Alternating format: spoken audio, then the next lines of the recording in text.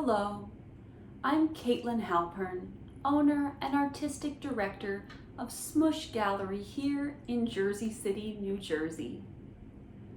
This season, we are very pleased to present Exile in Orange, visual art by Buttered Roll.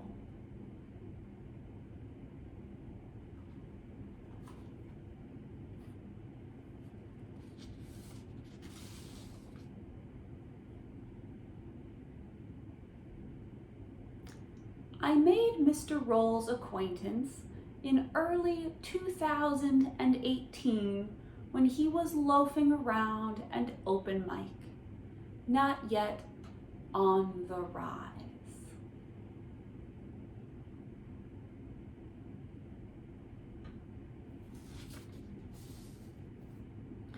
We were a young gallery, spreading ourselves very thin with little margarine for error and not a lot of dough. We enjoyed having Buttered Roll around. One day, BR brought some paintings around. They were orange.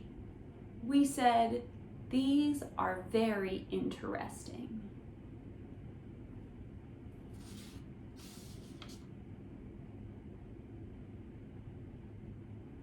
He brought some more around, and they were orange too. We said, "We've got to have them. Let's do a show." Soon a time later, here we are. Isn't it wonderful?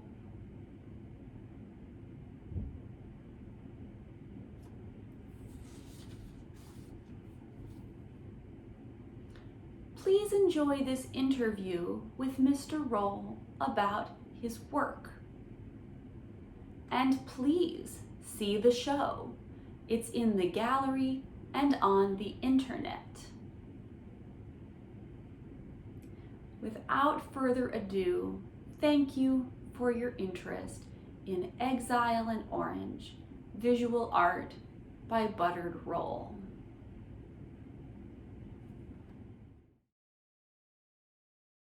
Hello, how was that for an entrance? That was really good. Right. It's clean. Yeah. I'm excited that we're going to talk about your show. Me too. I'm excited to talk about it. So I've got two questions queued up, and they take us right to the title. So the title of your show is Exile in Orange, visual art by Buttered Roll. You're Buttered Roll. I'm not. And so question number one, like, as a painter, how did you get started with orange? So I was thinking about that prior to this.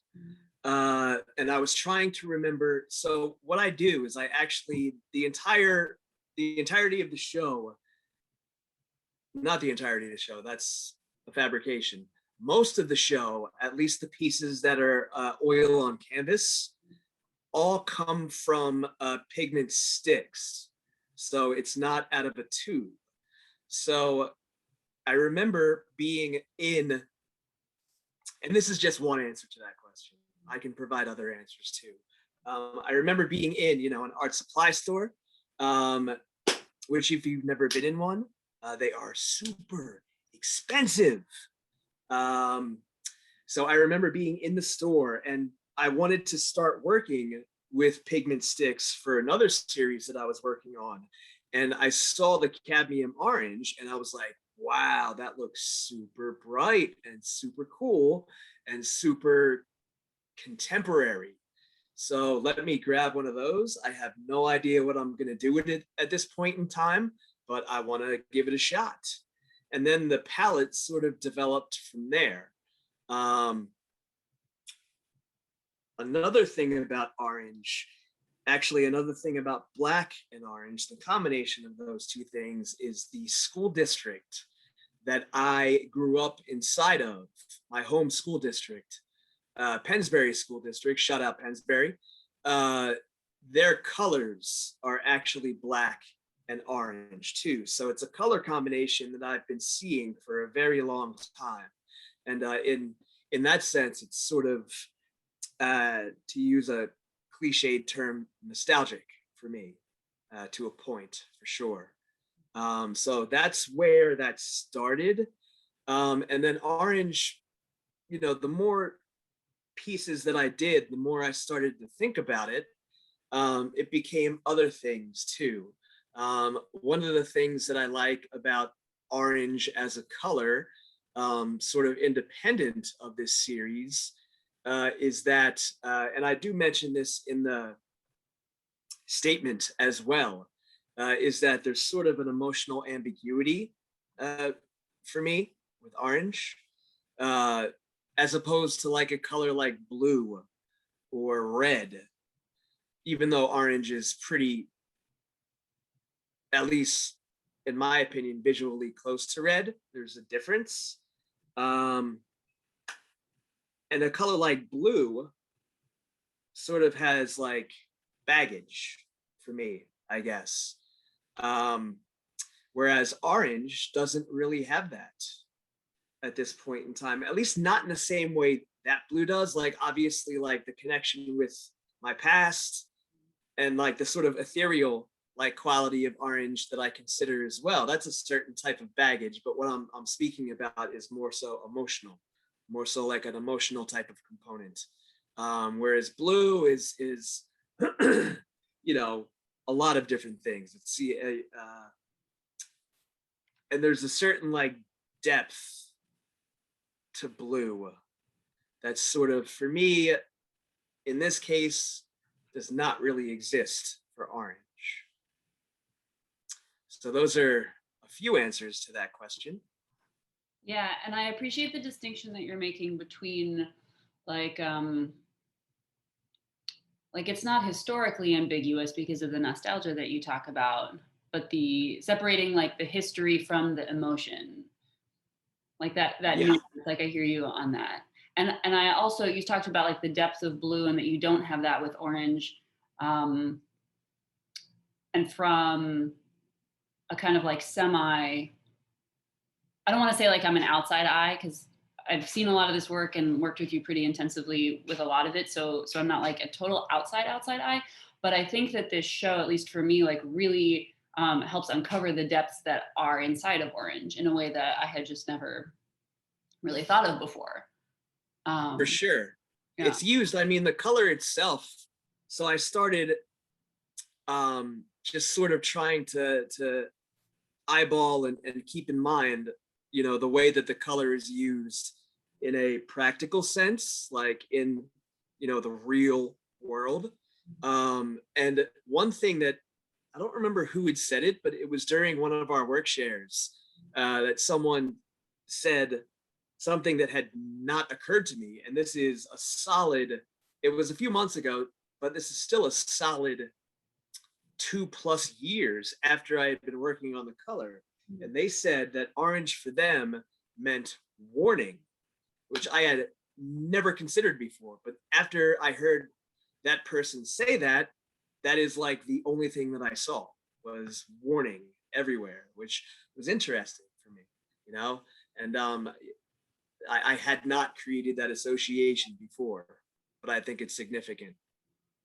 Yeah, and there's something about, there's the traffic cone image that comes up throughout the show, which to me is maybe the quickest link between Orange and warning, is those traffic cones, or like the barrels or something that you see. Yeah.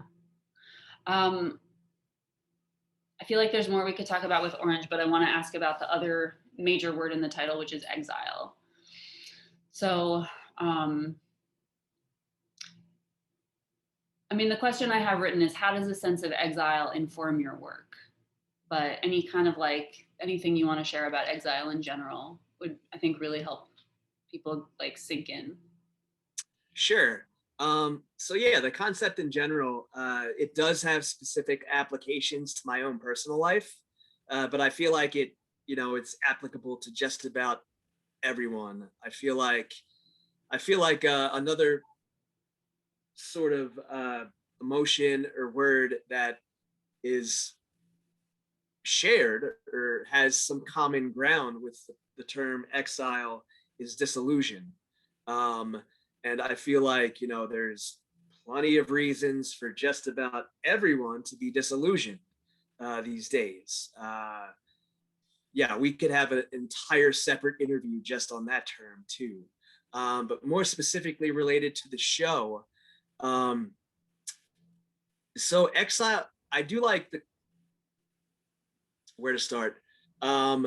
Mythology is something that is very important to me as a concept, and narrative.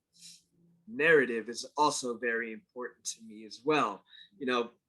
I think part of what I do with every type of different medium that I practice in is related to storytelling, or at least I would like to think that. And some of my favorite artists are storytellers. Some of my favorite pieces of art, there's a narrative element to them. So mythos as a concept is very important to me, and exile as a concept, at least in my opinion, is something that is discoverable and present in a lot of different types of mythology across the globe, throughout human history, for sure. It's certainly not just biblical, it is everywhere. So yeah, speaking from a personal perspective, anyone that knows anything about my own personal history is going to understand why exile, or why I connect exile to my own personal life immediately. But for those that do not know me, I was not raised by my biological family. I was raised by an adopted family, my mother and father. So for me, there's always been a sense of being in a place that eventually turned into a home, but was not initially. So I've always been sort of conceptualizing myself as an exile, as a wanderer, as a vagabond.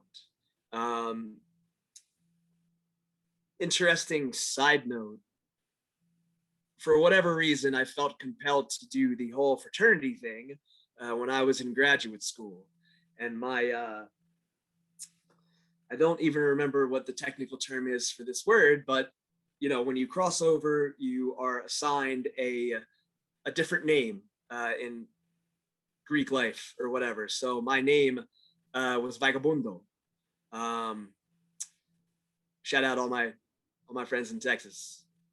But yeah, so that was a name that I chose a few different names for myself, and then the brothers, they choose the one that they feel applies to you.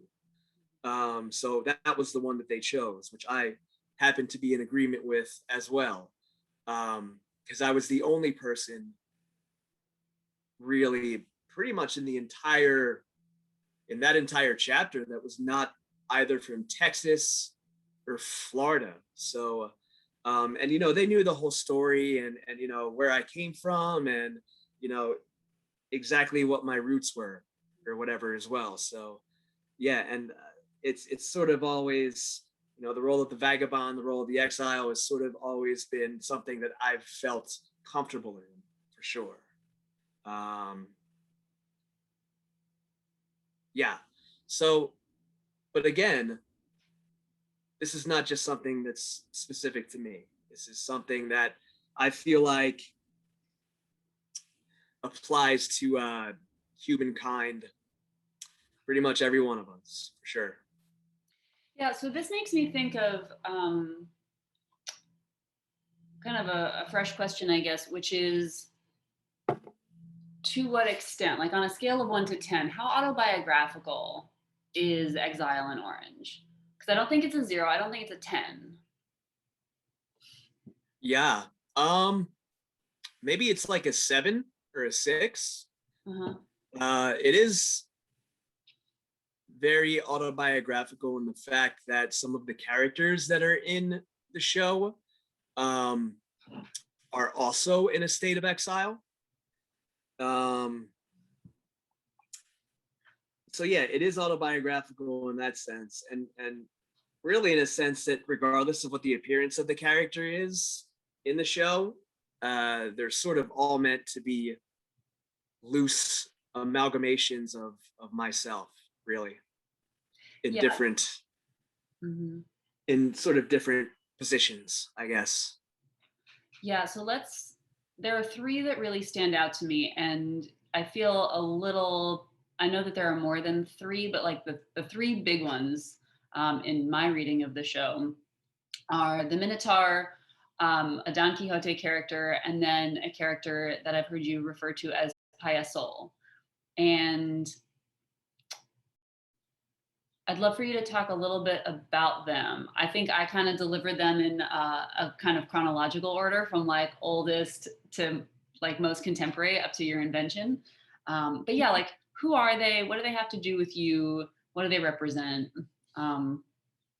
Yeah, especially maybe for people who haven't had a chance to see the show and haven't seen the way that these characters recur. We just see them over and over in different states. It's really cool. Yeah, so specifically for the Minotaur and for the Minotaur and for Quixote, those two, part of my reason to use those characters was basically because I have a bit of a fascination with the way that they're presented, historically speaking, by different artists throughout art history. Like these are characters that are not unfamiliar to art history. Like these characters have been represented over and over and over again by artists that I admire. So that was part of the reason to choose to represent them again, because there's a how do I say this? There's a body of meaning that has been created for them by different artists throughout the course of art history. I think they're very familiar characters. At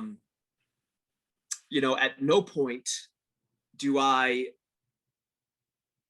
sort of name the character Quixote, but I think most people who are familiar with that character can recognize him, immediately upon seeing him and his appearance. So there's that aspect, and to speak more specifically about that, the specific representation of Quixote that I'm sort of fascinated with is with a artist, I believe, excuse me, apologies to the nation of France, but I believe that his name is pronounced Daumier. So he is a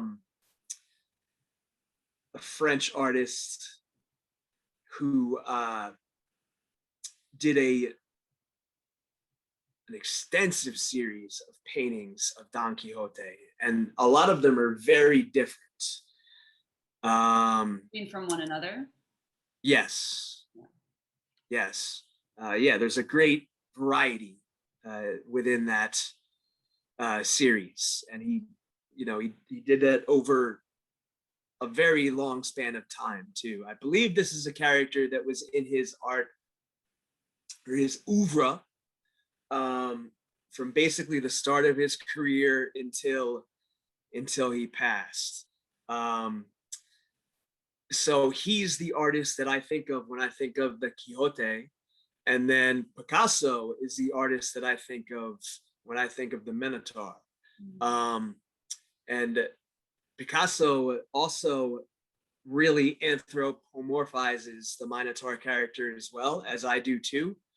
And also puts him in some interesting situations as well. And Picasso did not focus as extensively on the Minotaur as Daumier did on Quixote. I believe Picasso only really focused on the Minotaur for about a decade of his career or so. So that was like part of the genesis of introducing those characters into the work. The other part is obviously having to do with the characters themselves. Quixote is someone who is, he's a man looking for someone to save. He's a man looking to, he's really existentialism before existentialism existed. He's looking he's looking to go on a quest, a nightly quest that's worthy of him, which is partly some romantic.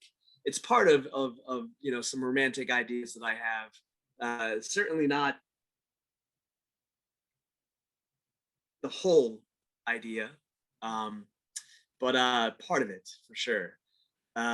So yeah, I mean, there's always been an attraction for me to that character for sure. He's a fool, and I, okay. And with the Minotaur, the Minotaur is a character that's also in exile as well. There's some things between the story of the Minotaur and myself that we do not have in common, but the character of the Minotaur and his circumstances have always interested me as well. And certainly speaking from a mythological perspective there too. Let me say something about Payasol. So just conceptually speaking, Payasol is supposed to be, I didn't want to talk about Nietzsche, but I'm going to name drop Nietzsche here. He's supposed to be a certain version of the Übermensch. And for anyone who does not know what the Übermensch is, and there's no reason that you should know anything about Nietzsche, the Übermensch is sort of a loose version of man evolved, or humankind evolved to a higher level or whatever. And that's a real oversimplification for sure. So Payasol is the Übermensch who is failing at being the Übermensch. Yeah. What just happened when you described that was like a mental kind of Mobius strip where I just realized that it was folding in on itself. That's what that felt like. Yeah. Yeah. I just want to kind of lift up this thing that's in this little like triad of characters. We've got this kind of incredible traversal of history from mythological through, right? Don Quixote is like the first novel. Isn't that what they say about the book? And then we have the invention, but and very futuristic, right? Like Payasol is kind of like taking us into the future. And I think that that's very cool. And I also think the relationship to exile in all of these characters, I just want to see if I'm like kind of feed it back to you. So we've got the Minotaur who's been placed in exile because he's dangerous. He's considered to be dangerous and an aberration. And then we have Quixote, who essentially kind of exiles himself by leaving a home that he could have stayed in order to go on this quest. And then I kind of lose it with Payasol. I don't know if he's in exile or not, or I mean, he sort of shares some stuff in common with the Minotaur in the fact that he is an aberration. There is that sort of lack of belonging, I guess. Payasol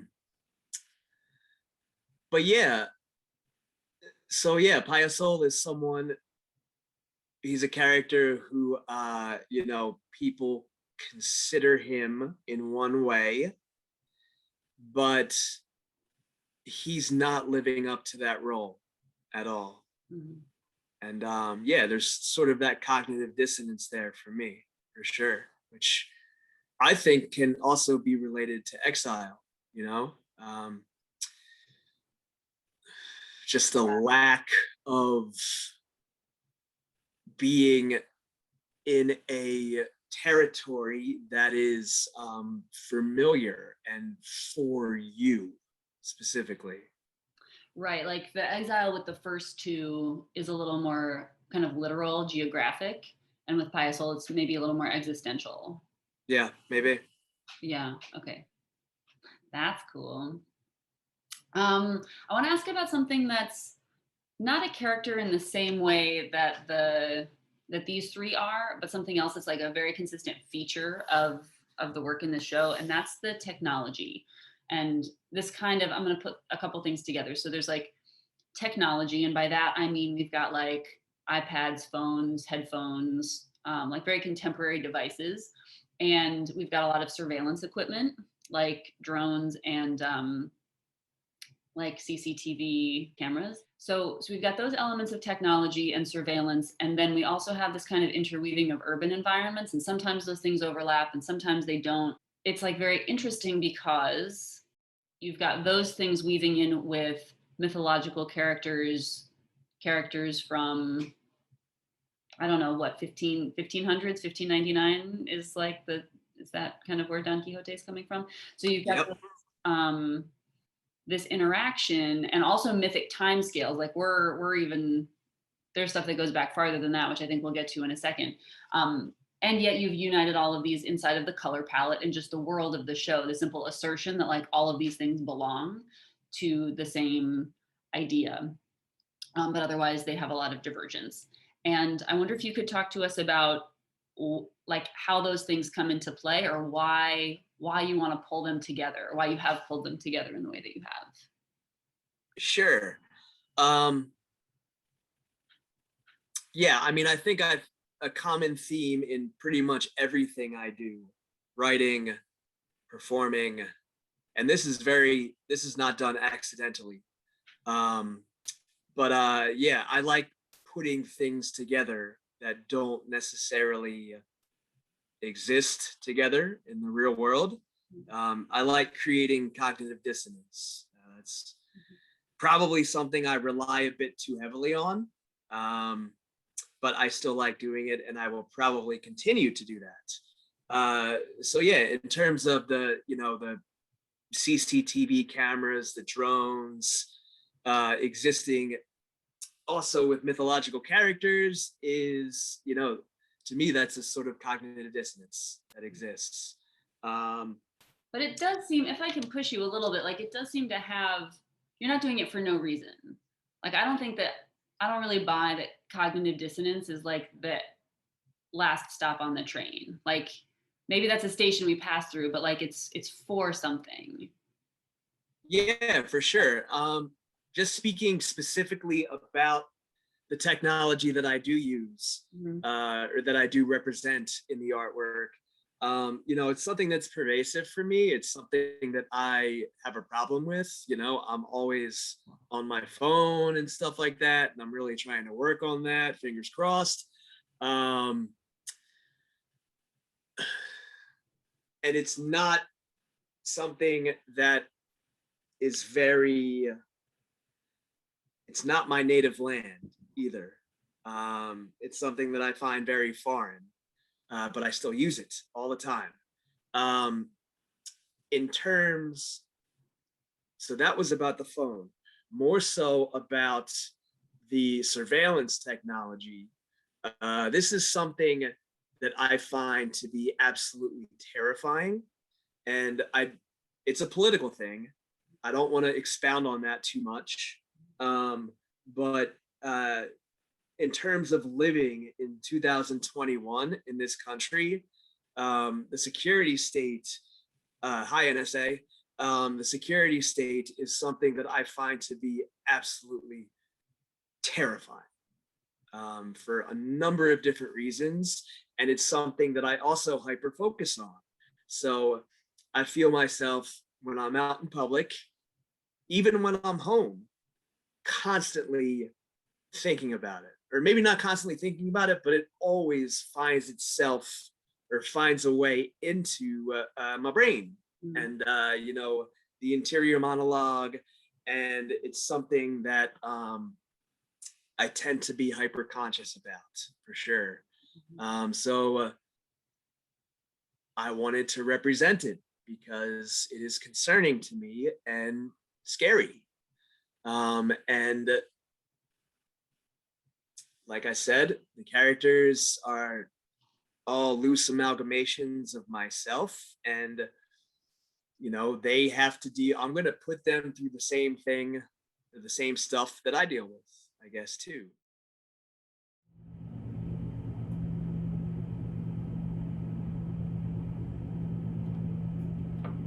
And now for something completely unrelated. The funny thing about Exile is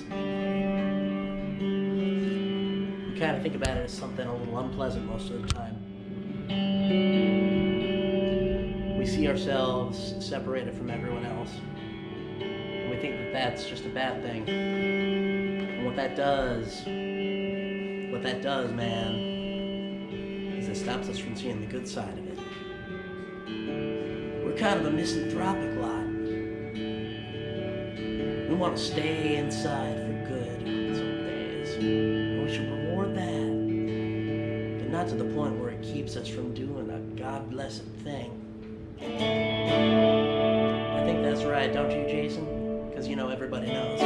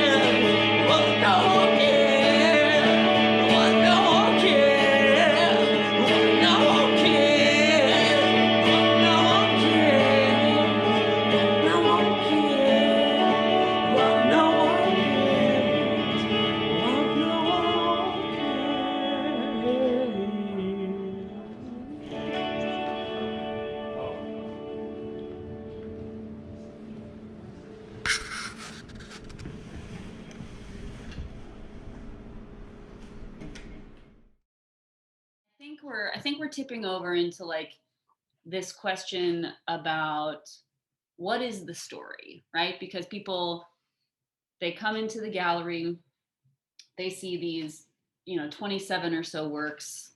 They're all orange and black and white, and they're all untitled, but they all have a number. And the number, I think, is like a kind of a sequence of events, and you've alluded to a loose narrative that exists here, but I think it's time to tell it.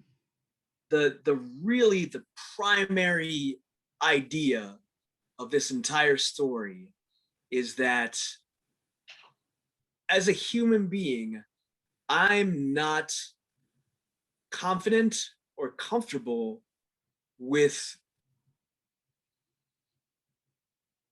saying that we know our own history as a species. You know, I just think that there is a lot of stuff about our own history that we do not know, and that maybe we won't ever know, which to me speaks to the concept of exile too, as well. So that being said, yeah, the first three pieces in the show are they're derived from basically what's an extinction level event, or what's a sort of fringe theory about a potential extinction level event that occurred around 12,000 years ago on a global scale. There's a man who is a plasma physicist named Anthony Peratt, who I believe is still alive and working somewhere in the southwest of this country. According to him, around 12,000 years ago, there was an extinction level event that occurred, which was caused by plasma discharge from the sun.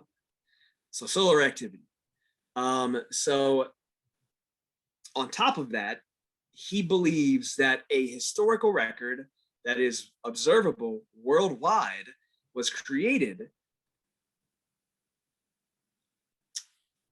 I don't know if document's the right word. He argues that all over the world, we can find petroglyphs, rock carvings that represent this event. He bases this opinion on, so he has some sort of machine that can recreate plasma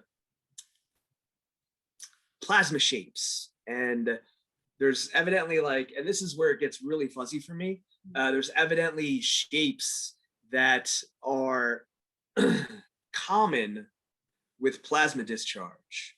And, you know, all these little shapes have, the parts are named and stuff like that. Like there's, like, he can get really specific about what these shapes are, right? So he argues that he can recreate the shapes in his lab and then find them, and the shapes differ in their actual shape and size depending on what latitude and longitude you were located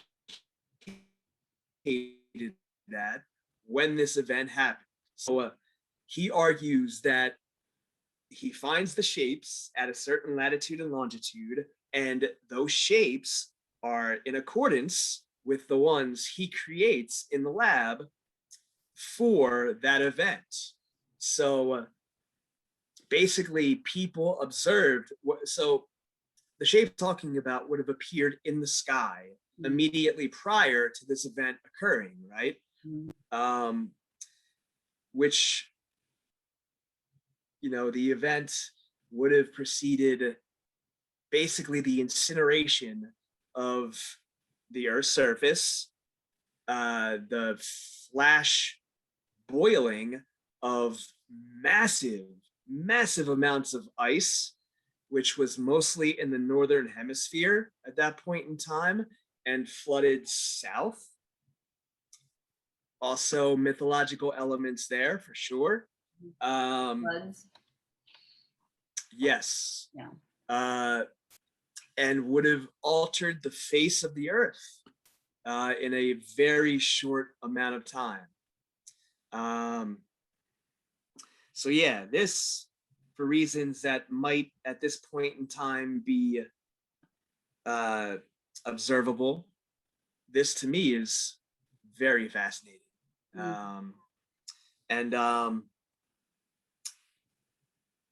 also goes back into what I said about us not really knowing our history and excuse me, sort of having to deal with the fact that this planet is much bigger and much more powerful than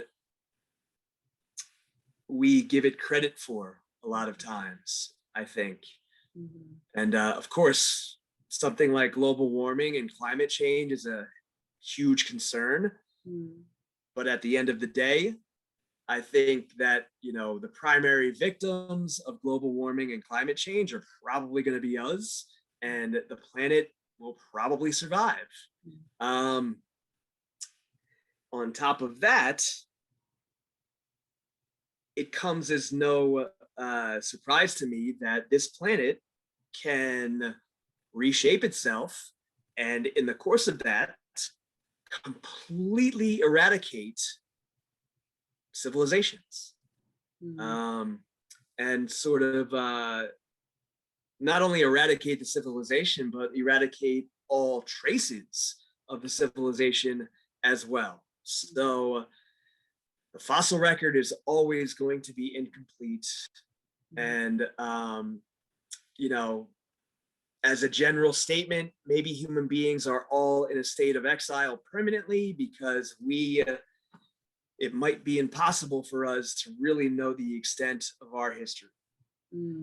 So this is kind of the kickoff point for the first couple of paintings in the show.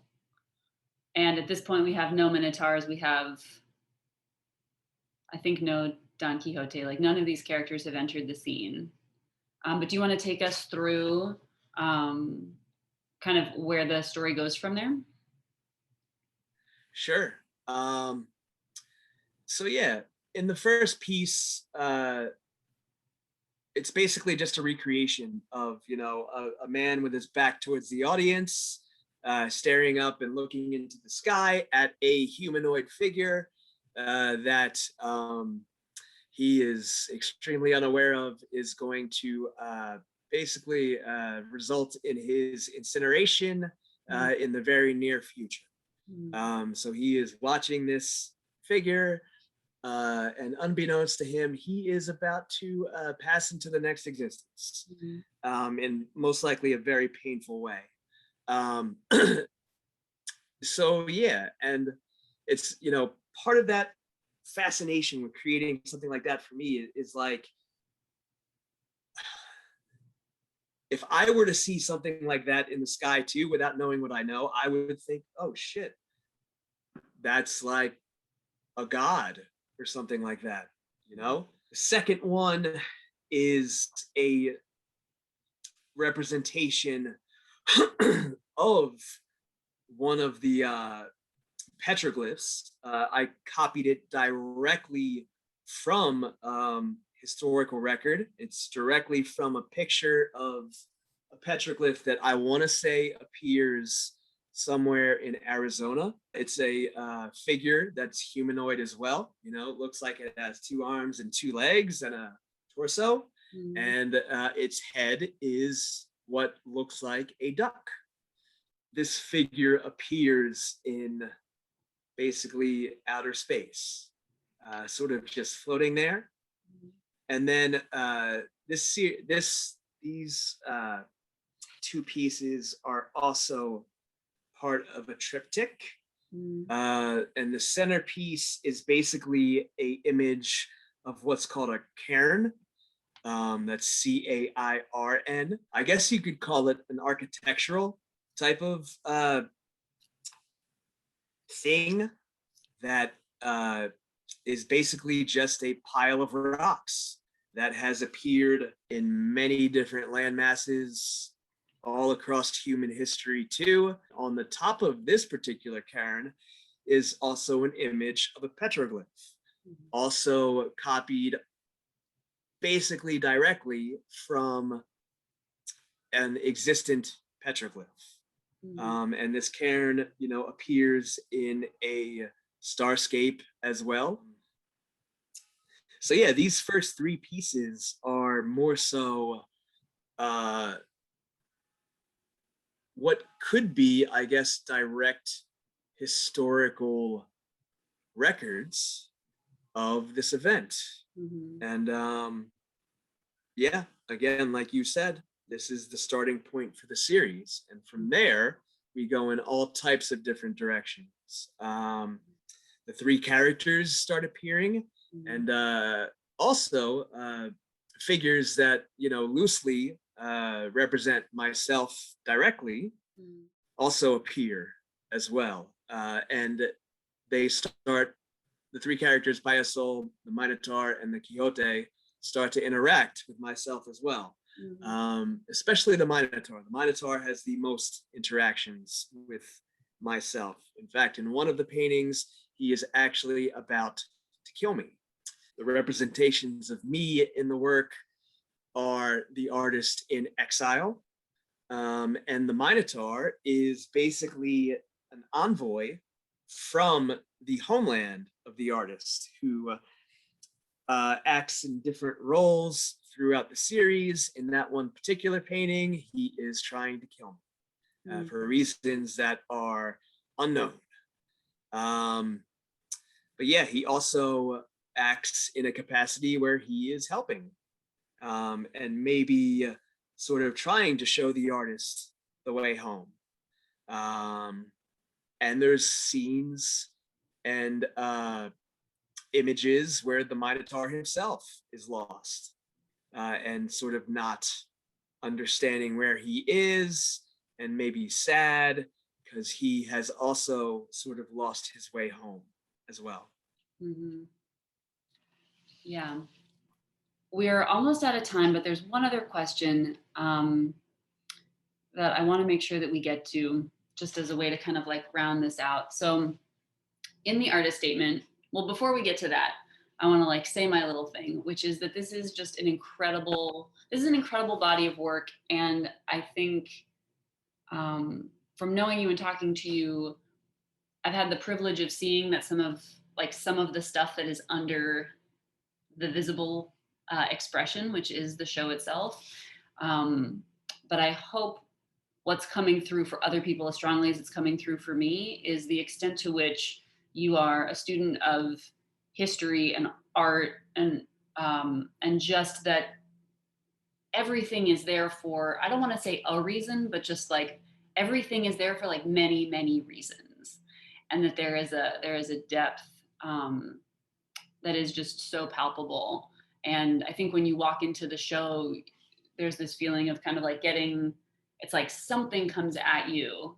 But it's so good to hear you talk to understand like where does the full force of this come from? So thank you for all of that. And then as the last question, I want to talk a little bit about the statement.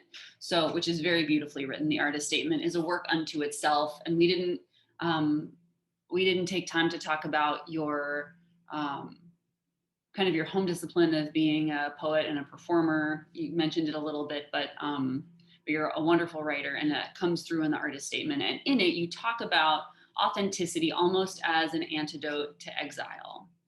And I'm wondering, like at this point, kind of today, this is like a today question. What is your relationship with authenticity and a feeling of home these days? And has this show shifted that at all for you? Sure. I guess to offer a bit of context, I think that authenticity is a bit rare these days. A lot of the imagery that I see on a daily basis that I cannot avoid, that has to do with marketing and stuff like that, is the opposite of authentic. It is just a shill. It is hollow, and specifically existing for the purposes of forwarding the agenda of consumerism Mm. or whatever, Mm. and everything that is attached to that. So I think offering a context for my definition of authenticity is important because it is partly a reaction to that. So speaking more so in terms of authenticity, and my own specific definition for it, I believe I say directly in the statement that authenticity is always close to the heart. And what I mean by that is people use terms like wheelhouse or something like that. And I feel like, I don't want to sound too whimsical here, but I feel like, people have, everyone has something that maybe is special to them, or maybe is, when they do that, or when they look at it, or whatever it is, they feel like they are important, that they have some sort of purpose, maybe, that they have found the sort of antidote to existentialism and to feelings of lack of purpose or lack of direction. And I feel like this is an idea that's been rehashed countless times in a lot of pop literature that I just don't like the way it's phrased. But it's still an idea that I find to be valuable. And I sort of, to sort of drive that home, whatever it is that makes you feel like you've discovered purpose, or whatever you want to call it, is also something that's related to your native land, to your home.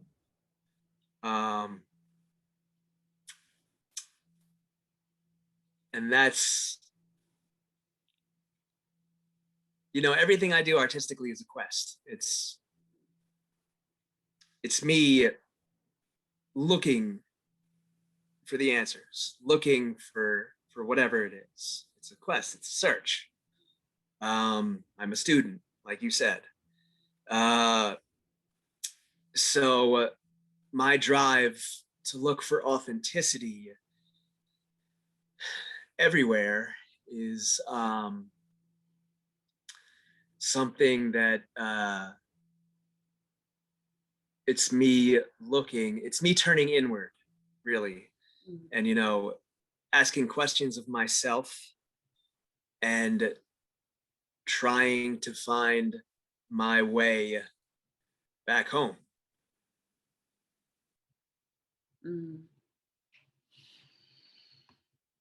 Yeah. Yeah. Does the show feel like home to you? It feels like a stepping stone on the way there. Yeah. Fair enough. Fair enough. Well, I just want to thank you again for making this work and talking to us about it and providing. You're doing this thing where you're giving us so many different points of access to get inside the world of the work. And that is, that's kind of a rare gift. And so thank you a lot for doing that. My pleasure. Yeah. Thank you for allowing me the space to display my obsessions. Yeah. I think maybe we can leave it there unless there's anything else that you want to talk about. No, I think that's a good place to leave it off for sure. Good talk. Yeah, good talk. Good talk. This concludes our interview with Buttered Roll, the visual artist behind Exile in Orange. Visual art by Buttered Roll.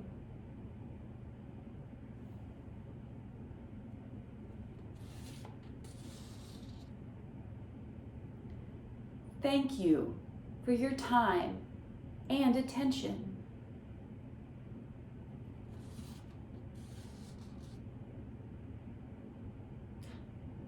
Hoagie dogie then, I suppose we shouldn't dilly-dally any longer.